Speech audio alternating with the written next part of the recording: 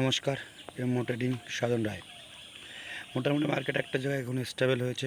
Nifty বলুন বা bank Nifty বলুন, দুটোই।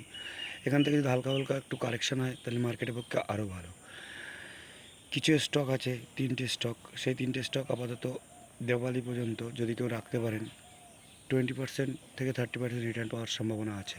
আমার নজরে স্টক 3টে খুবই ভালোই লাগছে: তেজস নেট, হিন্দালকো আর টাইটান।